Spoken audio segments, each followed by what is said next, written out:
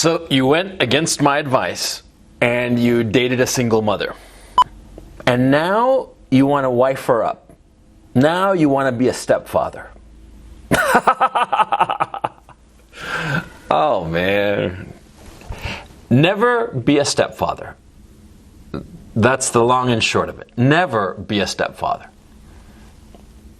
Never be a stepfather. The rest of this video is going to be an explanation to that truism, but never be a stepfather, because if you become a stepfather, you're going to get the extremely short end of the stick. Actually, you're going to get a very long stick right up the ass. Let's get to it. I once heard Sargon of Akkad, who is a stepfather, I once heard him say that he wasn't a cuck. That Sargon said he wasn't a cuck. That he was, by raising his wife's kid, he was actually reverse cucking the biological father. Oh man, I mean, self-deception knows no bounds. No. When you're a stepfather, you are getting cucked out. You are raising another man's kid. There's no other way to look at it. You can go through all kinds of mental gymnastics to get out of that fact, but it remains. You are raising another man's child. Now, there's a reason that lions and zebras and shit and a whole bunch of other animals in the animal kingdom, see, when a prospective stepfather shows up, you know what the first thing he does? Or, the lion, the zebra, whatever it is, he kills the cubs. Yeah, he kills the bastards. Obviously, and it makes complete sense. It makes complete sense. I mean, it's ruthless, merciless, immoral, sure. But from the point of view of Darwinian survival of the fittest, it makes complete sense. Think about it. When you raise another man's child, you are devoting your resources to the advancement of another man's kid, not your own. Everybody's resources are finite, and most of us have limited resources. Very few of us are billionaires that can afford to have 50 kids, no problem, and treat them all equally on a material basis. So if you're raising and paying for some other guy's kid, you are inevitably going to be taking away resources from your own children. From the point of view of the single mother that you wifed up, it's not going to really matter, of course, because your kids or the other guy's kids, they're all her kids, right? But from your point of view, you're devoting precious, limited resources to another man's child. So you are essentially depriving your own children of those resources. By helping your wife's kid, you're hurting your own children. Now here comes something else, of course. See, if you're raising another man's child, right? Your single mother wife, right? She has one kid, two kids, who knows how many the slut has, right? She's devoted to the kid that she already has, right? So she's not going to have much incentive to have your kids, now is she? I mean, why would she bother to have your kids? She already has at least one kid, right? By the other guy. Or the other guys, as the case may be, right? So why is she going to inconvenience herself by having your kid? I mean, I haven't looked at the statistics, but you should. I'll bet you that single mothers, when they get married again, have a lower pregnancy rate than women who have never had a kid when they get married. I'll bet you that's the case. I mean, I don't really know, but it seems logical, obvious. From the point of view of the woman, why go through the inconvenience of having a third kid if she's already got a couple by other guys? Why have a third kid by the new husband, presumably you? Why would she do that? So she's going to have less incentive to have kids than you are, okay? And that's inevitably going to create all kinds of friction, all right? And forget about like the actual interaction between you and the kids. The stepkids, the kids that aren't yours, the kids that are another man's children. See, because like I said in the previous video, if you try to discipline the kid, mommy's going to get in the way inevitably, because mothers always get in the way of a father trying to discipline the kid. Natural father or stepfather, right? Because that's the way mothers are, because they always feel sorry for the kid, right?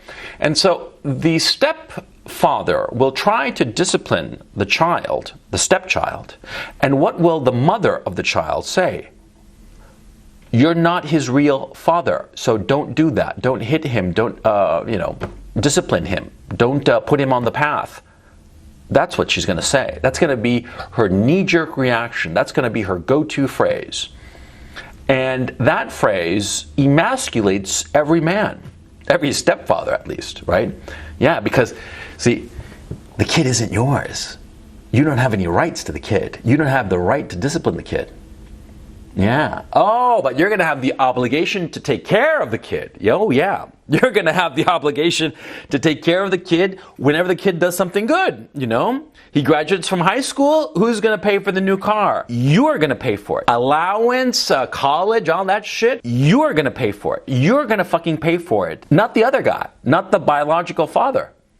Your resources are going to go to pay this kid's car, education, whatever. But whenever the kid screws up, it's going to be you can't say anything to the kid because you're not his real father. You're the stepfather.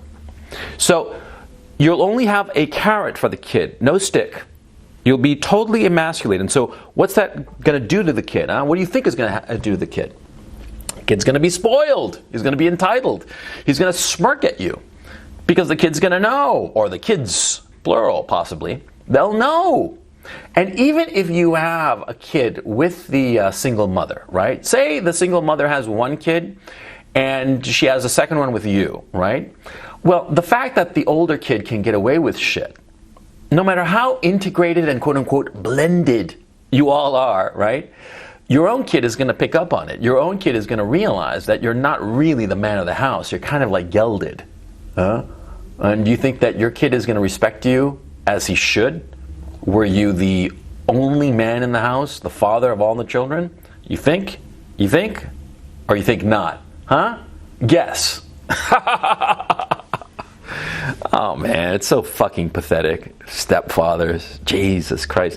The only time a stepfather can be respectable is when all of the children are grown and out of the house and living their lives, and the older parents decide to get married. And that kind of situation of a step-parent, that's perfectly acceptable. And you don't have any of these tensions, of course, because, see, tensions over children arise during their upbringing.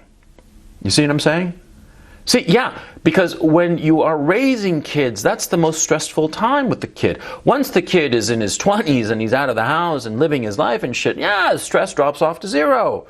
Responsibility of the parents towards the child drops off to zero, because parents are the representatives of the child in the wider society.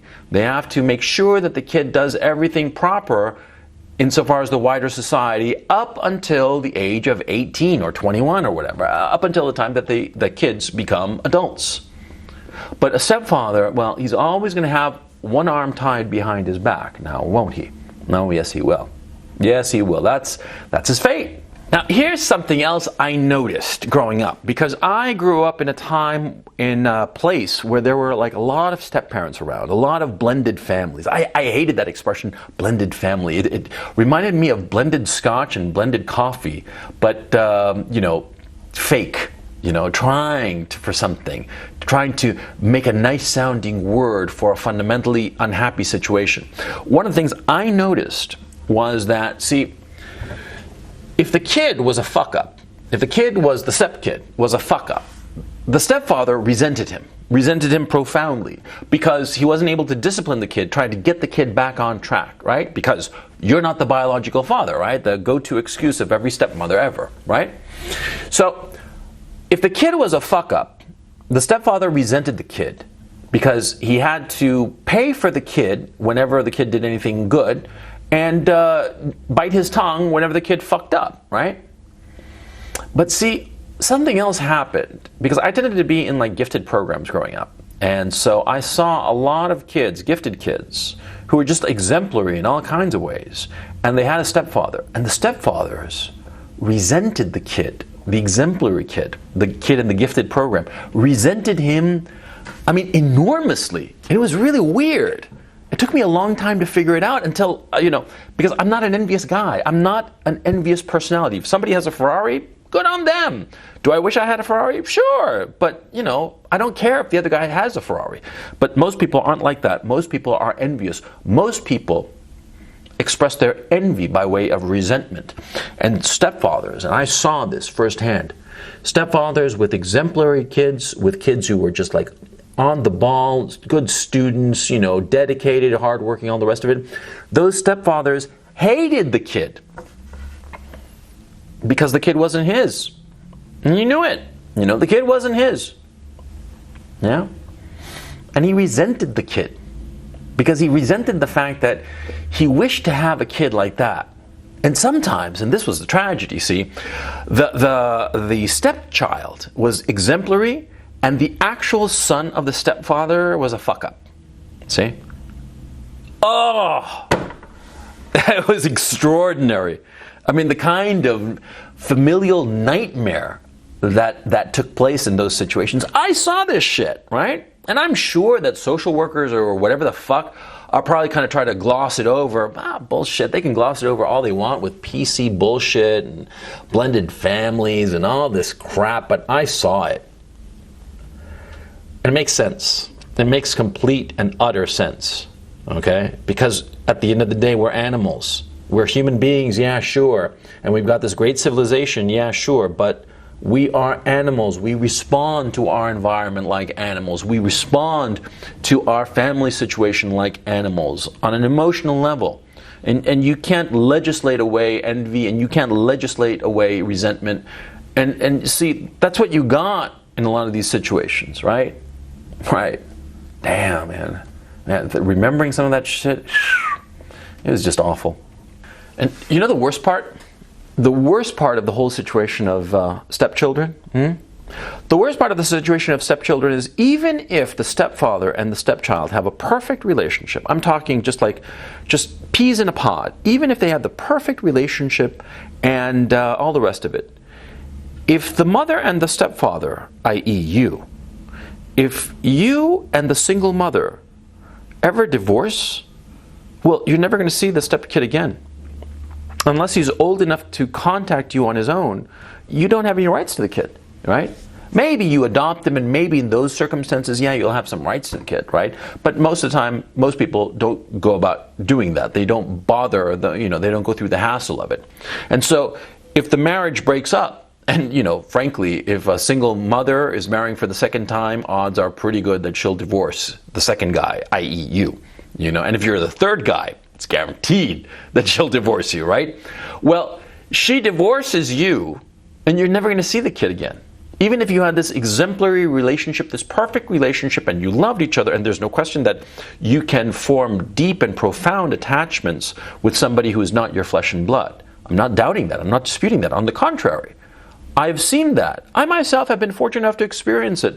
Profound emotional attachments with people who are not my family members. Close friends, mentors, professors I've had, and all the rest of it. This is perfectly natural and one of the wonderful things about being alive, of being able to forge these profound and deep attachments, emotional attachments, love with people who are not your direct family. And therein lies the tragedy. You, as a stepfather, you created this profound relationship with your stepkid, and your wife, the mother of your stepkid, leaves you, and you never see the kid ever again. How heartbreaking that is. And that too I saw, and it was heartbreaking. It really was. Yeah. It's just a sad situation. I mean, Jesus Christ. But bottom line, you got to understand something. See, who marries a single mother? Who marries and becomes a stepfather to some other man's kid? Who gets cucked out? Not reverse cucked. No. Who gets cucked by another man? The beta male. Of course. The beta male. The beta male who winds up raising an alpha male's son. Because by definition, if some guy leaves some bastard behind and he saddles you into raising that kid, then you my friend, are the fucking beta male, and he is the fucking alpha. Yeah. See? Because it's a relative thing here. It's not like absolute categories, okay? So no matter how tough and cool and successful you might be, if you're raising another man's kid, you are beta. And you will forever be beta. And you will be perceived by others as beta. Because when they hear that you're raising another man's child, that's what everybody thinks. That you're a fucking cuck. That you're a fucking beta. And see, here's the thing. See, being beta is a choice. Being alpha is a choice. Choose wisely.